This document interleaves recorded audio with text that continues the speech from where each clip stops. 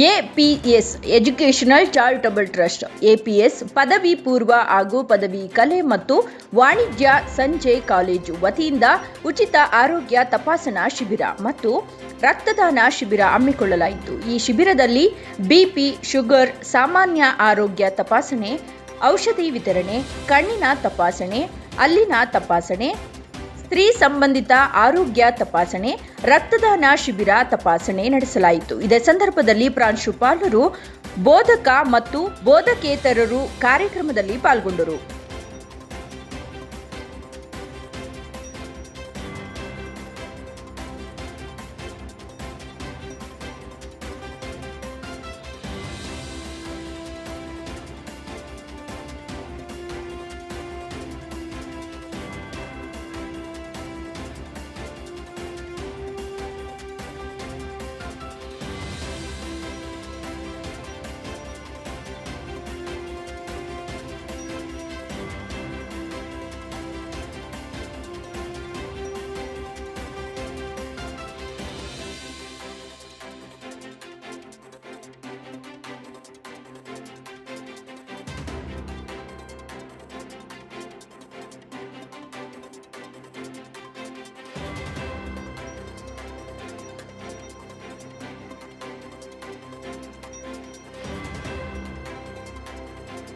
ಆಚಾರ್ಯ ಪಾಠಶಾಲೆ ಸಂಜೆ ಕಾಲೇಜು ಇದು 6 ದಶಕಗಳ ಹಿಂದೆ ಪ್ರಾರಂಭ ಆಗಿದ್ದು.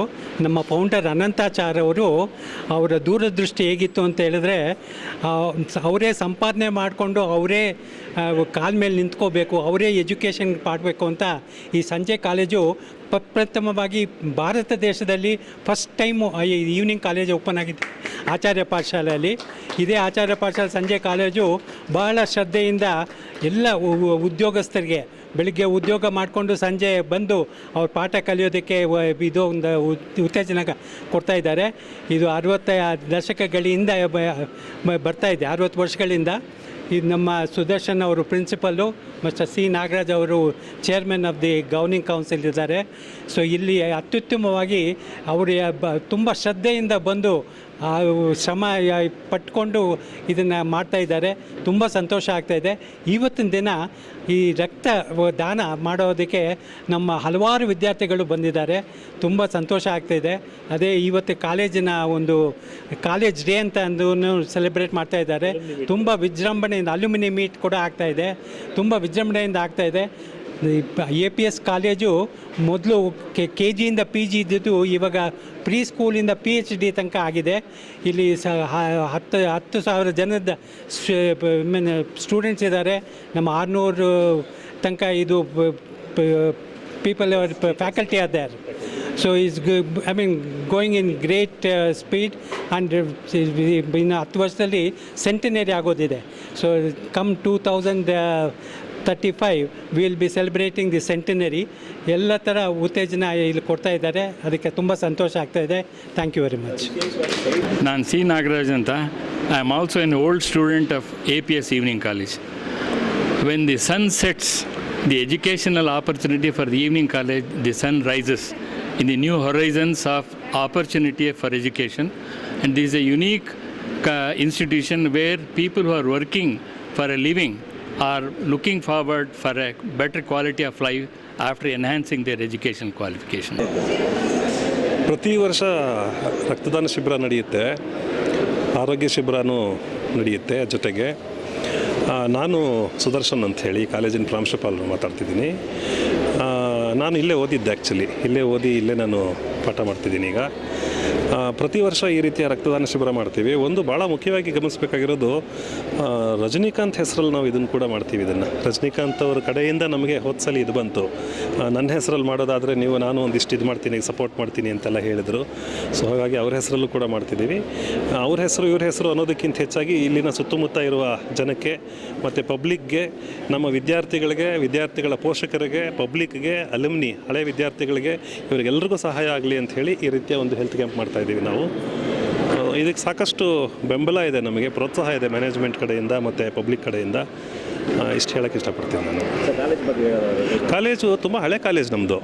ಎಲ್ಲರೂ ಹೇಳೋದು ರಜನಿಕಾಂತ್ ಓದಿದ್ದು ಅಂತೆಲ್ಲ ಹೇಳ್ತಾರೆ, ಬಟ್ ರಜನಿಕಾಂತ್ ಓದಿದ್ದಕ್ಕಿಂತ ಹೆಚ್ಚಾಗಿ ಎನ್ ವ್ಯಾಸರಾವ್ ಥರದ ಸಿನಿಮಾದ ಲೇಖಕರಾಗ್ಬೋದು, ವಿಜಯಮ್ಮ ಅಂತ ಹಿರಿಯ ಪತ್ರಕರ್ತೆ ಓದಿದಂಥ ಕಾಲೇಜು, ಟೆನ್ನಿಸ್ ಕೃಷ್ಣ ಓದಿದಂಥ ಕಾಲೇಜು. ಇಲ್ಲಿ ಓದ್ದವ್ರು ಹಲವಾರು ಜನ ಇವತ್ತು ಬೇರೆ ಬೇರೆ ವಿಭಾಗಗಳಲ್ಲಿ ಉನ್ನತ ಸ್ಥಾನದಲ್ಲಿರುವಂಥವರು ಸಿಗ್ತಾರೆ. ಅದರಲ್ಲೂ ಭಾಳ ವಿಶೇಷವಾಗಿ ಟೀಚಿಂಗ್ ಹೋಗಿರುವಂಥವರು ಹೆಚ್ಚು ಜನ ಸಿಗ್ತಾರೆ. ಟೀಚಿಂಗ್ ಹೋಗಿರುವಂಥವ್ರು ಇದ್ದಾರೆ, ಬಿಸ್ನೆಸ್ಮೆನ್ಗಳಿದ್ದಾರೆ, ಕವಿಗಳಿದ್ದಾರೆ, ನಾಟಕಕಾರಿದ್ದಾರೆ, ಕಲಾವಿದರಿದ್ದಾರೆ. ಸುಚೇಂದ್ರ ಪ್ರಸಾದ್ ಆ ರೀತಿಯ ನಮ್ಮೊಬ್ಬ ಕಲಾವಿದ, ಇಲ್ಲಿಂದ ಹೋದಂಥ ಕಲಾವಿದ. ಸೊ ಆ ರೀತಿ ಹಲವಾರು ಕ್ಷೇತ್ರಗಳಲ್ಲಿ ಹೋಗ್ತಾರೆ. ಭಾಳ ವಿಶೇಷ ಏನು ಅಂತಂದರೆ ಇಲ್ಲಿ ಹಗಲೊತ್ತು ದುಡಿತಾರೆ ಇವರೆಲ್ಲ, ಹಗಲೊತ್ತು ಕೆಲಸ ಮಾಡಿಕೊಂಡು ಸಂಜೆ ಹೊತ್ತು ಬಂದು ಓದ್ತಾರೆ. ಸೊ ಹಾಗಾಗಿ ಇವರಿಗೆ ಬೇರೆ ವಿದ್ಯಾರ್ಥಿಗಳಿಗಿಂತ ನಮ್ಮ ವಿದ್ಯಾರ್ಥಿಗಳು ಭಾಳ ವಿಭಿನ್ನವಾಗಿ ನಿಲ್ತಾರೆ ಸಮಾಜದಲ್ಲಿ ಅನಿಸುತ್ತೆ. ಅವರು ಸ್ವಂತ ದುಡಿದು ಅವ್ರ ಕಾಲ ಮೇಲೆ ಅವ್ರು ನಿಂತ್ಕೊಂಡು ಅವ್ರ ವಿದ್ಯೆಯನ್ನು ಅವರೇ ಪಡ್ಕೊಂಡು ಸಮಾಜದಲ್ಲಿ ಬೆಳೀತಾ ಹೋಗ್ತಾರೆ. ಹಾಗಾಗಿ ಇದು ವಿಶಿಷ್ಟವಾದ ಕಾಲೇಜು, ವಿಭಿನ್ನವಾದ ಕಾಲೇಜು ಅಂತ ಹೇಳೋದಕ್ಕೆ ಇಷ್ಟಪಡ್ತೀನಿ. ಆರೈಕೆ ಅಂತ ಹೇಳ್ತಾರೆ, ಪ್ಯಾಲಿಯೇಟಿವ್ ಕೇರ್ ಅಂತಂದರೆ ಇವಾಗ ಲಾಂಗ್ ಟರ್ಮ್ ಇಲ್ನೆಸ್ ಅಥವಾ ಒಂದು ಟರ್ಮಿನಲ್ ಇಲ್ನೆಸ್ ಇರೋವಂಥ ಪೇಷಂಟ್ಗೆ, ಅಂದರೆ ಹಾಸಿಗೆ ಹಿಡ್ದಿರೋ ಅಂಥ ಕಾಯಿಲೆ ಆಗಿರುತ್ತೆ ಅವರಿಗೆ, ಇಲ್ಲ serious illness, long term illness, chronic illness, ಈ ರೀತಿ ಅಂದರೆ ದೀರ್ಘಕಾಲದಿಂದ ಅವರು ಬಳಲ್ತಾ ಇರ್ತಾರೆ ಯಾವುದೋ ಒಂದು ವ್ಯಾಧಿಯಿಂದ, ಅವರಿಗೆ ನಾವು ಉಪಶಮನ ಆರೈಕೆ ಅಂತ ಕಂಫರ್ಟ್ ಕೇರ್ ಕೊಡ್ತೀವಿ. ಸೊ ಜನರಲ್ ಹಾಸ್ಪಿಟಲ್ಸಲ್ಲಿ ನಾವು ಅಕ್ಯೂಟ್ ಕೇರ್ ಕೊಡ್ತೀವಿ. ಸೊ ಅದೇ ನಮ್ಮ ಪ್ಯಾಲಿಯೇಟಿವ್ ಕೇರ್ ಅಂತಂದರೆ ಪೇಷಂಟ್ ಫೋಕಸ್ ಜಾಸ್ತಿ, ನಮಗೆ ಅಕ್ಯೂಟ್ ಕೇರ್ಗಿಂತ ಫೋಕಸ್ ಕಂಫರ್ಟ್ ಕೇರೇ ನಾವು ಜಾಸ್ತಿ ಮಾಡೋದಿರುತ್ತೆ. ಸೊ ಅದೇ ಪ್ಯಾಲಿಯೇಟಿವ್ ಕೇರ್. ಸೊ ನಮ್ಮದು home based palliative care Swami Vivekananda ಅವ್ರದ್ದು ಯೂಶಲಿ ಫ್ರೀ ಆಫ್ ಕಾಸ್ಟ್. ನಾವು ಯಾವುದೇ ಸರ್ವಿಸ್ಗೆ, ನಮ್ದು ಏನು ಸರ್ವಿಸ್ ಇರುತ್ತೆ, ಫಿಸಿಕಲ್ ಮ್ಯಾನೇಜ್ಮೆಂಟ್ ಅಥವಾ ಪೇಯ್ನ್ ಮ್ಯಾನೇಜ್ಮೆಂಟ್, ಸಿಂಪ್ಟಮ್ ಮ್ಯಾನೇಜ್ಮೆಂಟ್ ಏನಿದೆನೋ, ಅಥವಾ ನಾವೀಗ ಒಂದು ಮೆಡಿಕಲ್ ಎಕ್ವಿಪ್ಮೆಂಟ್ಸ್ ಕೊಡೋದಾಗಲಿ, ಇದೆಲ್ಲ ನಮ್ಮದು ಫ್ರೀ ಆಫ್ ಕಾಸ್ಟೇ ಇರುತ್ತೆ. ಸೊ ಅದರಿಂದನೇ ನಮಗೆ ಬೇರೆ ಪ್ಯಾಲಿಯೇಟಿವ್ ಕೇರ್ಗಿಂತ ನಾವು ನಮ್ಮ ಸ್ವಾಮಿ ವಿವೇಕಾನಂದ ಯೂತ್ ಮೂಮೆಂಟಲ್ಲಿ ಹೋಮ್ ಬೇಸ್ಡ್ ಪ್ಯಾಲಿಯೇಟಿವ್ ಕೇರಲ್ಲಿ ಫ್ರೀ ಆಫ್ ಕಾಸ್ಟ್, ಯಾವುದೂ ಚಾರ್ಜಸ್ ಇರಲ್ಲ ನಮಗೆ. ಎಲ್ಲರಿಗೂ ಶುಭೋದಯ. ಈ ದಿನ APS ಈವ್ನಿಂಗ್ ಕಾಲೇಜಿನಲ್ಲಿ ವಿಶೇಷವಾದ ದಿನ ಆರೋಗ್ಯ ಶಿಬಿರ ಏರ್ಪಡಿಸಿದ್ದಾರೆ. ವಿದ್ಯಾರ್ಥಿಗಳಿಗೆ, ಪೋಷಕರಿಗೆ ಆರೋಗ್ಯ ಶಿಬಿರ. ಅನುಪಮ ಮೇಡಮ್ ಹಾಗೂ ನಮ್ಮ ಪ್ರಿನ್ಸಿಪಾಲ್ ಸಾಹೇಬ್ರ ಹೆಸರು ಸುದರ್ಶನ್ ನೇತೃತ್ವದಲ್ಲಿ ನಡೀತಾ ಇದೆ. ಇದು ಸತತವಾಗಿ 5-6 ವರ್ಷದಿಂದ ನಡೀತಾ ಇರ್ತಕ್ಕಂಥ ಕಾರ್ಯಕ್ರಮ. ವಿದ್ಯಾರ್ಥಿಗಳ ಆರೋಗ್ಯ ಜೊತೆಗೆ ಶೈಕ್ಷಣಿಕದಲ್ಲಿ ಈವ್ನಿಂಗ್ ಕಾಲೇಜಲ್ಲಿ ಒಂದು ವಿಶಿಷ್ಟ ರೀತಿಯಲ್ಲಿ ಕ್ಯಾಂಪನ್ನು ಮಾಡ್ತಾ ಇರೋದು ಒಂದು ಮಹತ್ತರವಾದ ಮೈಲಿಗಲ್ಲು, ಹೆಜ್ಜೆ ಅನ್ಕೋತೀನಿ. ಈ ಆರೋಗ್ಯ ಶಿಬಿರಗಳನ್ನ ಏರ್ಪಡಿಸಿ ಆರೋಗ್ಯದ ಬಗ್ಗೆ ಅರಿವು ಮೂಡಿಸೋ ಕಾರ್ಯಕ್ರಮ, ರಕ್ತದಾನ ಶಿಬಿರಗಳನ್ನ ಏರ್ಪಡಿಸ್ತಿದ್ದಾರೆ. ಈ ಕಾರ್ಯಕ್ರಮದಲ್ಲಿ ಭಾಗವಹಿಸಿದ ಎಲ್ಲ ವೈದ್ಯಾಧಿಕಾರಿಗಳಿಗೆ, ವಿಶೇಷವಾಗಿ ಕ್ಯಾಂಪ್ ಕೋರ್ಡಿನೇಟರ್ ಸುರೇಶ್ ಅವರಿಗೆ ಧನ್ಯವಾದಗಳು. Thank you. Lion Manoj Kumar, district chairperson, lions international, district 317A. ಆಚಾರ್ಯರ ಎತ್ತರಕ್ಕೆ ಏರದಿರುವಂಥ ಸ್ಥಿತ್ಯಂತರ ಕಾಲಘಟ್ಟದಲ್ಲಿ ನಾವಿದ್ದೇವೆ. ಆದರೆ ನಮಗೆ ಆಶ್ರಯ ನೀಡಿದಂಥ ಈ ಸಂಸ್ಥೆ ಆಚಾರ್ಯ ಪಾಠಶಾಲಾ ಸಂಜೆ ಕಾಲೇಜು. ಸಂಜೆ ಅನ್ನೋದಕ್ಕೆ ಹೆಚ್ಚು ಅಡಿಗೆರೆ ಹಾಕಿದೆ. ಯಾಕೆಂತಂದರೆ ಅನ್ಯಾನ್ಯ ಕಾರಣಗಳಿಗೆ ಬೇರೆ ಬೇರೆ ಕಾಲೇಜಿಂದ ಬಂದಂಥವು ನಾವೆಲ್ಲ ಸ್ನೇಹಿತರು ಸೇರಿಕೊಂಡು ಸಾಯಂಕಾಲ ಅಥವಾ ರಾತ್ರಿಯವರೆಗೆ ಓದಿ ಬೆಳಗಿನ ಅವಧಿಯಲ್ಲೆಲ್ಲ ಕೆಲಸ ಮಾಡಬೇಕಾದಂಥ ಅನಿವಾರ್ಯ ಪರಿಸ್ಥಿತಿಯಲ್ಲೂ ಈಗ ಅನೇಕ ವಸಂತಗಳ ನಂತರ, ಅಂದರೆ ಕೆಲವು ದಶಕಗಳ ನಂತರ ಮತ್ತೆಲ್ಲ ಸ್ನೇಹಿತರು ಅಪೂರ್ವವಾಗಿ ಸೇರುವಂಥ, ಅಂದರೆ ಪೂರ್ವ ವಿದ್ಯಾರ್ಥಿಗಳ ಅಪೂರ್ವ ಸಮ್ಮಿಲನ ಇದು. ವಿದ್ಯಮ್ಮ ಆಕಾಶವಾಣಿ ಕೆಲಸ ಮಾಡ್ತಿದ್ರು ಸಹ ಭದ್ರಾವತಿಯಿಂದ ಬಂದಿರ್ತಾರೆ. ಪಿಲ್ಡ್ರಾಯು, ನಮ್ಮ ಗೋಪಾಲರು, ಈಗ ರಾಜಕಾರಣದಲ್ಲಿ ಹೆಸರಾಗಿರುವಂಥ ನಮ್ಮ ಕಥಾಗಳು, ಅಥವಾ ನಮ್ಮ ಕುಬೇರರು, ಹೆಸರಿಗೆ ಕುಬೇರರು ಆದರೆ ಬಡವರು, ಆ ಥರದಲ್ಲಿ ಶ್ರೀಮಂತಮ್ಮ ಅಂತ ಪಾಪ ಮನೆ ಕೆಲಸದವ್ರು ಇರ್ತಾರೆ. ಅಂಥವ್ರು ಇವರು ನಮ್ಮ ಕುಬೇರರು. ಈ ಥರ ಯಾವ ಈ ಥರದ ನಲ್ಮೆಯ ಗೆಳತಿಯರನ್ನ ಹೀಗೆ ಮಾತಾಡಿಸ್ಬೇಕು. ಅಂತಿಮವಾಗಿ ನಮಗೆ ವಿದ್ಯಾವನ್ನು ಕೊಟ್ಟಂತಹ ಈ ತಾಣಕ್ಕೆ ನಾವು ಮರಳಿ ಬಂದಾಗ ಇದು ಮಾತೃ ಸಂಸ್ಥೆ ನಮ್ಮೆಲ್ಲರಿಗೆ ಪುಣ್ಯಾತ್ಮರು. ನನಗೆ ಗೊತ್ತಿರೋ ಹಾಗೆ ಇತಿಹಾಸದ ಪುಟಗಳನ್ನು ಒಮ್ಮೆ ತಿರುಗಿ ಹಾಕಿ ನೋಡಿದಾಗ ಗೊತ್ತಾಗೋದೇನು ಅಂತಂದರೆ, ಬೆಂಗಳೂರಲ್ಲಿ ಇದ್ದದ್ದು ಕೇವಲ 2, ಅದರಲ್ಲೂ ಪ್ರತಿಷ್ಠಿತರಿಗೆ ಅಂತ, ಬುದ್ಧಿವಂತರಿಗೆ ಮತ್ತು ಪ್ರತಿಷ್ಠಿತರಿಗೆ ಇದ್ದದ್ದು ನ್ಯಾಷನಲ್ ಕಾಲೇಜು. ಅದನ್ನು ಬಿಟ್ಟರೆ ಆಚಾರ್ಯ ಪಾಠಶಾಲೆ ಮಾತ್ರವೇ ಶಾಲಾದಿಗಳಿಂದ ಹಿಡಿದು ಕಾಲೇಜಿನವರೆಗೆ, ಕಾಲೇಜು ಶಿಕ್ಷಣದವರೆಗೆ ಎಲ್ಲರಿಗೂ ಆಶ್ರಯ ಕೊಟ್ಟಂಥ ಮಹತ್ವ ತಾಣ ಇದು. ಕಲ್ಲು ಕಟ್ಟಡ ಗಮನಿಸ್ಕೊಳ್ಳೋಣಂತೆ ಅಷ್ಟೇ ಸದೃಢವಾಗಿ, ಅಷ್ಟೇ ಇವತ್ತು ಗುರುವಂದನೆ ಮಾಡಿದ್ವಿ ನಾವು. ಈ ಗುರುವಂದನೆಯೂ ಸಹ ನಾವು ಅವರಿಂದ ಕಲಿತು ಮತ್ತೆ ಗುರು ಯಾವಾಗಲೂ ಪ್ರತಿ ಬಾರಿಯೂ ಪ್ರತಿ ಹಂತದಲ್ಲಿಯೂ ನಮಗೆ ಪಾಠ ಮಾಡ್ತಲೇ ಇರ್ತಾರೆ ಅನ್ನೋದಕ್ಕೆ ಸಾಕ್ಷಿ ಏನು ಅಂತಂದರೆ, ಇವತ್ತು ಸಹ ಆ ಗುರುಗಳು ಸಹ ತಮ್ಮ ಆಶ್ರಯದಾತರನ್ನು ನೆನೆದದ್ದು, ತಾವು ಏರಿದ ಏಣಿಯನ್ನು ಅವರು ನನಗೆ ಕೊಟ್ಟಂಥ ನಿಯುಕ್ತಿ ಪತ್ರ ಇದೆಯಲ್ಲ, ಅದನ್ನು ಪೂಜ್ಯ ಆಚಾರ್ಯರಾದಂಥ ನಮ್ಮ ಆಚಾರ್ಯರೇನಿದ್ರು ಅವರ ಚಿತ್ರದೊಟ್ಟಿಗೆ ನಾನು ಈ ಪತ್ರವನ್ನು ಹಾಕೊಂಡಿದ್ದೀನಿ ಅಂತ ಹೇಳಿದ್ರಲ್ಲ, ಅವೆಲ್ಲೂ ನಮಗೆ ನಿಜವಾದ ಪಥದರ್ಶಿಯದು ಮತ್ತು ಮಾದರಿ ನನಗನ್ಸುತ್ತೆ. ಇದರ ಆದರ್ಶಗಳನ್ನು ಮೆರೆದಂಥ ಈ ತಾಣದಲ್ಲಿ ನಾವೆಲ್ಲರೂ ಕಲಿತೆವು ಮತ್ತು ಇಲ್ಲಿ ಈಗ ಕಲಿತೆವು ಅನ್ನೋದೇ ನಮಗೆಲ್ಲರಿಗೂ ನಿಜವಾದ ಭಾಗ್ಯದ ಸಂಗತಿ. ಈ ಭಾಗ್ಯ ನಿರಂತರವಾಗಿ ತಗ್ತಾ ಇರಲಿ. ಬರುವ ತಲೆಮಾರುಗಳು ಏನಿದೆ ಅವರು ತಲೆಮಾರು ತಕ್ಷಣ ತಲೆಯನ್ನು ಮಾರು ಗುಣಮಟ್ಟ ಅಂದರೆ ಗುಣವನ್ನೇ ಮಟ್ಟ ಹಾಕುವ ಅಲ್ಲ, ಅದು ನಿಜವಾದ ಅರ್ಥದಲ್ಲಿ ಪೀಳಿಗೆಗಳು ಏಳಿಗೆ ಆಗಬೇಕು ಅಂತ ಹೇಳಿದ್ರೆ ತಾವು ಕಲಿತು ಹೋದ ಈ ಸಂಸ್ಥೆಗಳಿಗೆ ಹಿಂತಿರುಗುವಂಥ ಕೆಲಸವನ್ನು ಮಾಡಬೇಕು. ಹಾಗೆ ಮಾಡುವಂತಾಗ್ತಿರಲಿ ನಿರಂತರವಾಗಿ ಅವರು ಈ ಸಂಪರ್ಕವನ್ನು ಇಟ್ಕೊಳ್ಳಿ. ಈ ಗೆಳೆತನ ಏನು ನಮ್ಗೆ ಕಾಣಿಸ್ತಾ ಇದೆ, ಈ ಥರದ ಗೆಳೆತನವನ್ನು ಅವರು ಎಲ್ಲರೂ ತಮ್ಮ ವೃಂದ, ತಮ್ಮ ವ್ಯೂಹ ಮತ್ತು ತಮ್ಮ ಸಾಹಚರ್ಯ, ತಮ್ಮ ಸಾನ್ನಿಧ್ಯ ಇವುಗಳೆಲ್ಲ ಇಟ್ಕೊಂಡಿರ್ತಾರೆ. ಆ ಎಲ್ಲರಿಗೂ ಒಳಿತಾಗ್ತಿರಬೇಕು ಅಂದರೆ ಇದೊಂದು ಕೇವಲ ಶೈಕ್ಷಣಿಕ ಸಂಸ್ಥೆ ಅಥವಾ ಆಚಾರ. ಅದಕ್ಕೆ ಹೇಳಿದೆ ಮೊದಲನೇ, ಶಿಕ್ಷಕರು ಆಚಾರ್ಯರ ಎತ್ತರಕ್ಕೆ ಇರೋದು ಬಹಳ ಕಡಿಮೆ. ಆದರೆ ಆ ನಿಜವಾದ ಅರ್ಥದಲ್ಲಿ ಆಚಾರ್ಯರಾಗಿದ್ದಂಥ ಆಚಾರ್ಯ ಪಾಠಶಾಲೆ ಕಲಿಸಿದಂಥ ಅನೇಕ ಗುರುಗಳು ಇವತ್ತು ಬಾಳ ಸಂಜೆಯನ್ನು ನಮ್ಮ ಜೊತೆಗೆ ಹಂಚ್ಕೊಳ್ತಿದ್ದಾರೆ. ನಾವೆಲ್ಲರೂ ಒಂದು ದಿನ ಬಾಳ ಸಂಜೆಯನ್ನು ಹಂಚ್ಕೊಳ್ಳೋದಿದ್ದೇವೆ.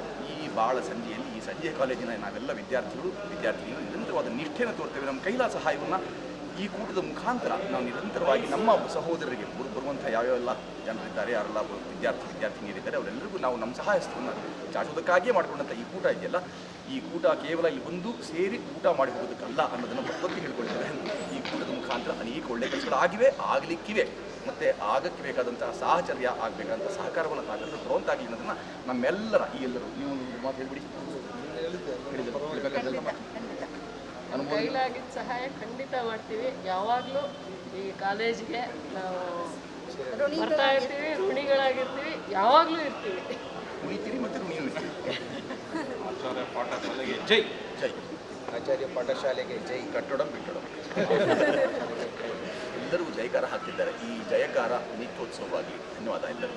ಕಲಿಸಿದ ವಿದ್ಯಾಗುರುಗಳಿಗೂ ಮತ್ತು ನಮ್ಮ ಜೊತೆಗೆ ಓದಿದಂಥ ಎಲ್ಲ ವಿದ್ಯಾರ್ಥಿಗಳು ಮತ್ತು ಇಲ್ಲಿ ಬರುವಂಥ ನಾವು ನೋಡಿದ ಹಾಗೆ ತುಂಬ ತಾತ್ಸಾರ ಕಾಣಿಸುತ್ತೆ. ಈಗಿನ ವಿದ್ಯಾರ್ಥಿ ವೃಂದದಲ್ಲಿ ಅನೇಕರು ಈ ಕಾರ್ಯಕ್ರಮಕ್ಕೆ ಗುರುವಂದನೆಗೆ ತುಂಬ ಜನ ಬಂದಿಲ್ಲ ಅನ್ನೋದನ್ನು ನೋಡಿದಾಗ ಒಂದ್ಸಲಿ ಬೇಸರ ಆಗುತ್ತದೆ ಅಂತ ಹೇಳಿದ್ರೆ, ಅವರ ಆದ್ಯತೆಗಳು ಆಯ್ಕೆಗಳು ಬದಲಾಗಿದೆಯಾ ಅಂತ ಪ್ರಶ್ನೆ ಮಾಡಬೇಕಾಗುತ್ತೆ. ಆದರೆ ಅವರ ಆದ್ಯತೆ ಆಯ್ಕೆಗಳು ನಿಜವಾಗಿಯೂ ಸರಿಯಾದ ಮಾರ್ಗದರ್ಶನ ಅವ್ರು ಪಡ್ಕೊಳ್ಳಿ.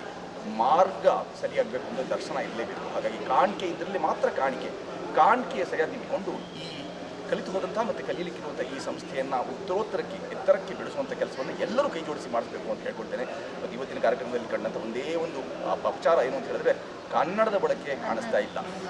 ಕನ್ನಡದ ಬಳಕೆ ನಮ್ಮ ಹಿಂದೆ ನಮ್ಮ ಹಾಕಿದಂಥ ಫಲಕವಾಗಲಿ ಅಥವಾ ಮಾತಾಗಲಿ ಅದೆಲ್ಲದರಲ್ಲೂ ಕರ್ನಾಟಕದಲ್ಲಿದ್ದೇವೆ, ಕನ್ನಡದ ಉಟ್ಕೊಂಡಿದ್ದೇವೆ. ಹಾಗಾಗಿ ಕನ್ನಡದ ಋಣವನ್ನು ತೀರಿಸುವಂಥ ಕೆಲಸವನ್ನು ಮಾಡಿದಾಗ ಮಾತ್ರವೇ ಇಂಥ ಎಲ್ಲ ಕೈಂಕರ್ಯಗಳಿಗೆ ವಿಶೇಷವಾದ ಅರ್ಥವ್ಯಾಪ್ತಿ ಬರುತ್ತೆ ಅನ್ನೋದು ನಾನು ಖಂಡಿತವಾಗಿ ಮತ್ತು ತುಂಬ ಧೈರ್ಯವಾಗಿ ಹೇಳ್ತಿದ್ದೀನಿ.